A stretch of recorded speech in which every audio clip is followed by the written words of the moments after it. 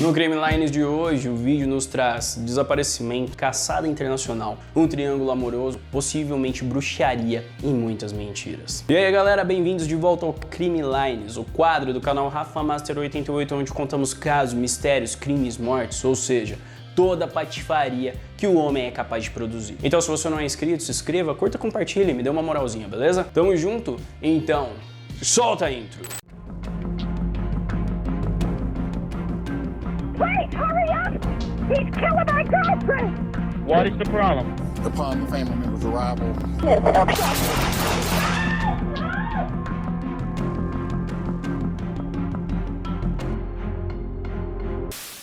Na madrugada de 5 de outubro de 2020, uma jovem chamada Marisela estava à visita em Dallas, no Texas. Ela foi registrada em câmeras de segurança saindo de uma área popular de bares e discotecas, acompanhada por um homem desconhecido. Marisela foi trancada do lado de fora do apartamento de sua amiga e ela não tinha para onde ir. Então aquele homem que ela conheceu, parecia um cara charmoso e não agressivo, daria um novo destino para Marisela. Marisela Botelho Valadez era uma jovem de 23 anos, natural de Seattle. Era descrita como uma jovem solidária, amorosa e trabalhadora. Ela era a irmã mais velha, carinhosa, divertida e doce. Em 5 de outubro de 2020, Marisela Botelho Valadez tinha reservado um voo de Dallas para o Texas de volta para sua cidade natal em Seattle, no Washington. A jovem de 23 anos tinha acabado de passar um fim de semana prolongado visitando um velho amigo e ex-namorado, Raul Ortiz, ou Ru Ortiz. Mas quando seu voo embarcou naquele dia, Marisela não estava entre os passageiros. Seu nome não pôde ser ouvido no interfone do outro lado do terminal do aeroporto. Marisela compareceu ao portão de embarque, mas quando o avião finalmente decolou,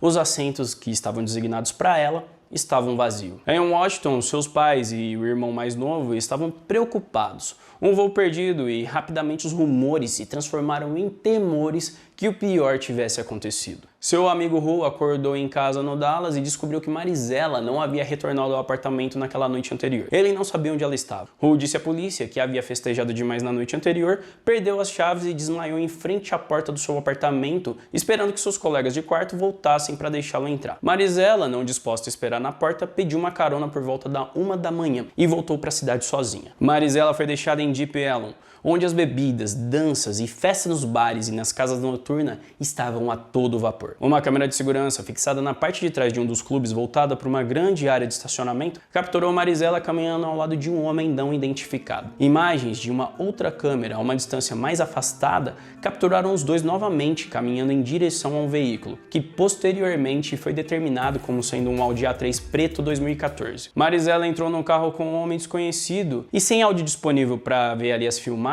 não dava para continuar se estava claro que naquele momento ela escolheu ou não entrar voluntariamente no veículo. Dias depois, não houve mais atividade nas contas bancárias de Marisela, nem os seus cartões de débito e nem seus cartões de crédito. E também não haviam mais ligações nem mensagem de texto para o celular dos seus familiares e amigos. A família disse à polícia do condado de Dallas que Marisela não teria escolhido entrar em um veículo com um homem estranho. Inicialmente, os investigadores cogitaram a possibilidade que estavam lidando com um sequestro. Eles rastrearam o Audi preto no estacionamento às 1h28 da manhã e viram Marisela e o Charles Chuck Beltran, que era o cara que estava acompanhando ela, em uma loja de conveniência da 7-Eleven. Marisela foi capturada em uma imagem entrando sorridente, tranquila e escolhendo uma bebida, sem demonstrar sinais de que estava em perigo. Leitores de placa registraram que o Audi, comparando com a foto de carteira de motorista, confirmaram que esse carro pertencia ao Chuck. Esse cara era um segurança de 31 anos com antecedentes criminais por roubo qualificado. O GPS do celular de Marisela mostrou que sua última localização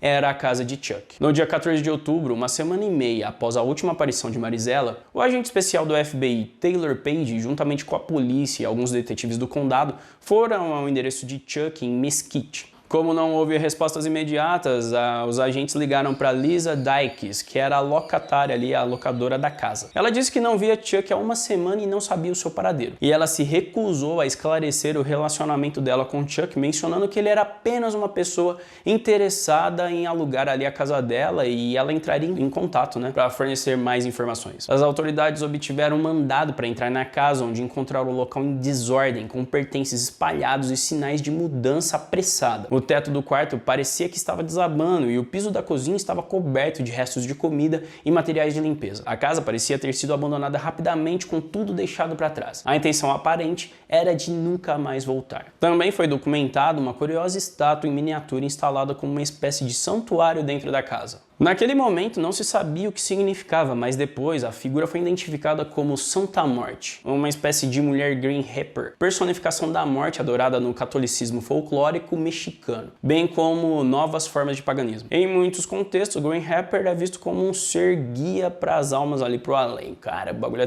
tenebroso, hein? Investigadores usaram luminol para detectar sangue ali na casa. E no que parecia ser o banheiro de hóspedes, e numa pequena área com batentes da porta e na banheira, todas elas brilharam em azul, indicando a presença de sangue. O foco principal foi o quarto de hóspedes, onde uma parte do carpete sobre a janela foi limpada, mas ainda mostrava manchas de sangue. Listras vermelhas e marrons apareciam quando o luminol era aplicado conforme a presença de sangue, o que foi identificado como sendo de Marisela Batelo. Outros 2 perfis de sangue foram encontrados, de um homem e uma mulher, possivelmente Chuck Beltran e Lisa Dykes, ou a esposa de Lisa. Os investigadores tentavam localizar Lisa Dykes conversando com pessoas próximas a ela e descobriram que Lisa era paralegal há mais ou menos 30 anos, casada 3 vezes e mãe de 3 filhos. O mais novo, Chelsea, de 20 anos, foi expulso de casa para acomodar Chuck Beltran. Lisa estava orgulhosa de seu relacionamento com Chuck, financiando sua carreira de rapper, comprando aquela Audi A3 preta, pagando seus videoclipes,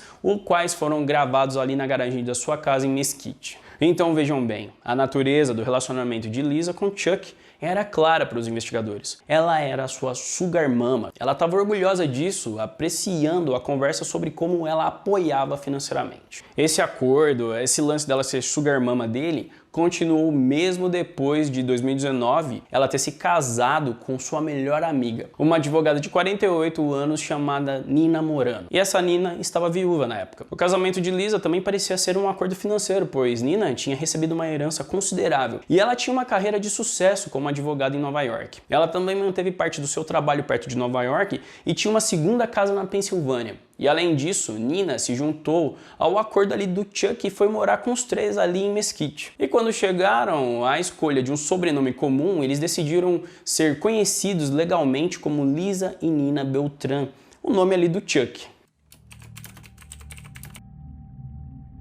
Na manhã de 5 de outubro de 2020, o dia que Marisela Batelo desapareceu, os dados dos seus telefones celulares mostravam que os 3 residentes da casa estavam com Marisela. Foi emitido um mandato de prisão por homicídio capital para Charles Beltran, Lisa Dykes e Nina Morano. A casa foi limpa e ninguém conseguiu entrar em contato com eles. Registros dos telefones de Liz e Nina mostraram que eles estavam viajando para uma área do sul de Dallas, perto de Hutchins, ali no Texas. Essa área é cheia de árvores, perto de vários riachos, e a busca continuou mais ou menos até novembro de 2020. Em março de 2021, alguém encontrou um crânio humano perto dessa área, em um local que já tinha sido revistado pela polícia, e os registros dentários confirmaram que eram restos mortais de Marisela Batelo Valadez. Devido à exposição e aos danos, o médico legista não conseguiu determinar a causa da morte. 2 dias depois, a polícia de Miami prendeu Nina Morano Beltran, que estava com Lisa em uma casa alugada ali naquela área. E após a prisão de Nina, Lisa fugiu novamente. Não havia sinais de Chuck, mas as trocas de mensagem mostraram que Lisa e Nina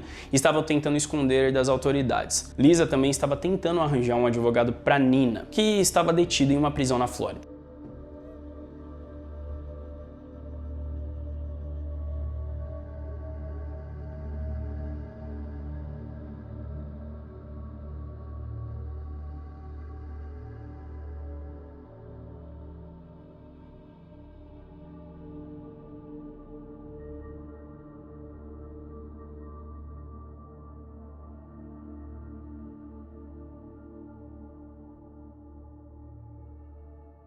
Alguns dias depois de apreender Nina, Lisa foi localizada em Orlando. A equipe armada preparou para poder prender a Lisa e extraditá-la para o Texas. Eles rastrearam o casal, que estava dirigindo veículos registrados através de fronteiras com o México, passando por vários estados até chegar à Flórida. Quando receberam uma dica, Lisa tentou evitar a prisão. Ela e Nina contaram ao vizinho do corretor de imóveis da Pensilvânia que colocaram a casa à venda, acreditando que os lucros poderiam ajudar na fuga. Também enviaram um áudio de Chuck para Pensilvânia, achando que os investigadores não encontrariam o veículo.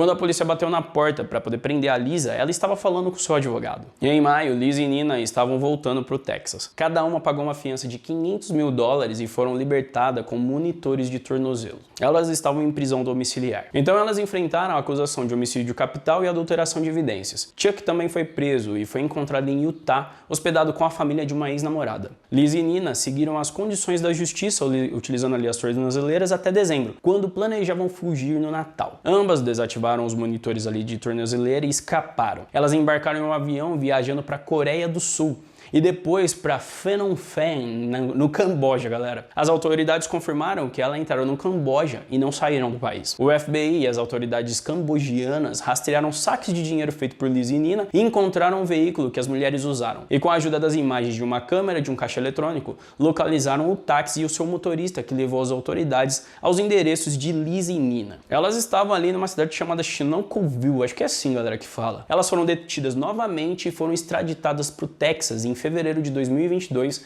e ficaram em custódia. Em 2023, ambas se declararam inocentes dos assassinatos. Ficou claro que elas tiveram algum papel na morte de Marisela Batero, mas o motivo que realmente aconteceu no quarto de Charles Beltran naquela noite ainda era um mistério. Quando o julgamento de Lisa Dykes começou, Chuck decidiu cooperar com o promotor. Ele alegou que Lisa, em um ato de ciúmes, encontrou Marisela dormindo na cama ao lado dele e esfaqueou ela até a morte. Chuck afirmou que fugiu da casa deixando Lisa e Nina no quarto ensanguentado. A defesa de Lisa argumentou que ela não tinha motivos para matar Marisela e que nunca a conheceu. Também foi alegado que Lisa não tinha um romance com Chuck e nunca expressou ciúmes. Chuck se autodenominava o Chuck lindo, Chuck dos olhos azuis, Chuck 50% incrível, 50% louco, ele era um cara doido. Já uma cabeleireira chamada Kate DeLong testemunhou que Lisa estava muito chateada ao pegar Marisela na cama junto ali com o Chuck. Kate também falou sobre as mudanças drásticas na aparência de Lisa, que incluíam tatuagens, procedimentos estéticos como uma forma de agradar o Chuck. Ela também revelou que Lisa estava envolvida com práticas de bruxaria, o que adicionou uma camada extra de complexidade ao caso.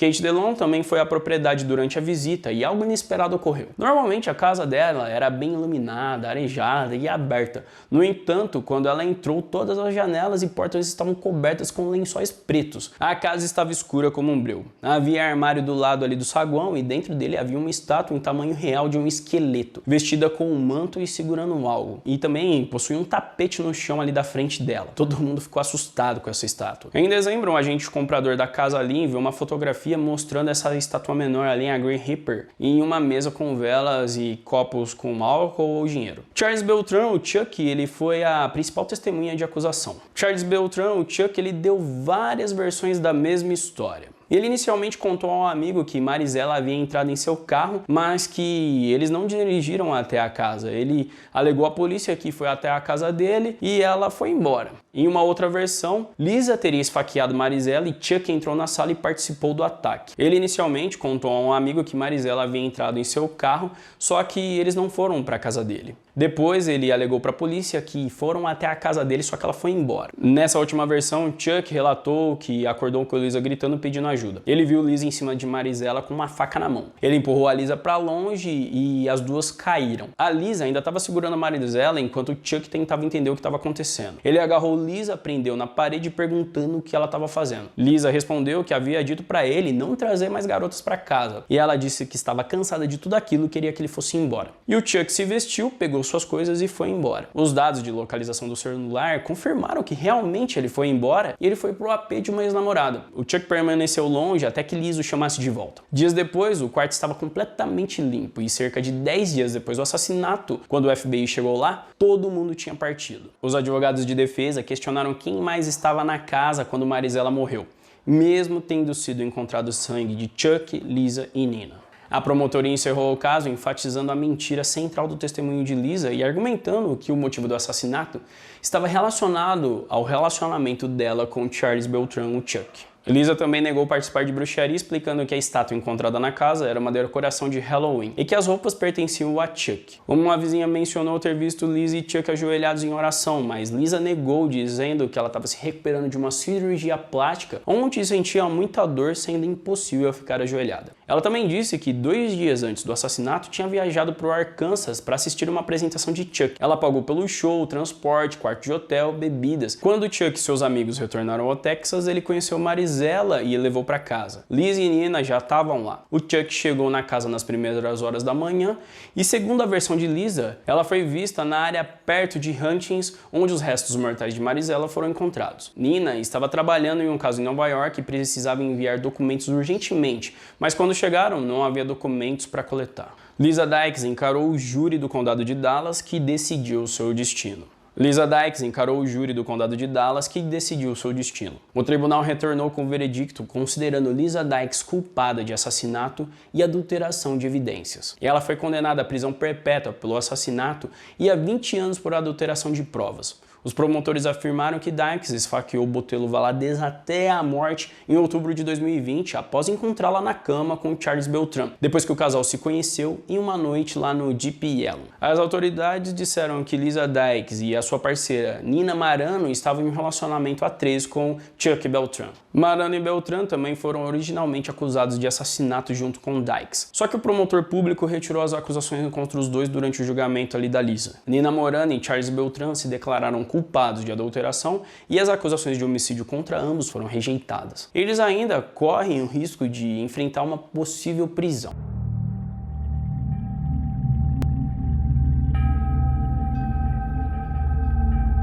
Pessoal, chegamos mais uma vez ao final de um caso do Crime Lines, Marisela Valadez. Se vocês não forem inscritos, se inscrevam, curtam, compartilhem e me dê uma moralzinha, galera. Dê uma maratonada aqui nos vídeos do canal Crime Lines, beleza? Tamo junto? Então até a próxima!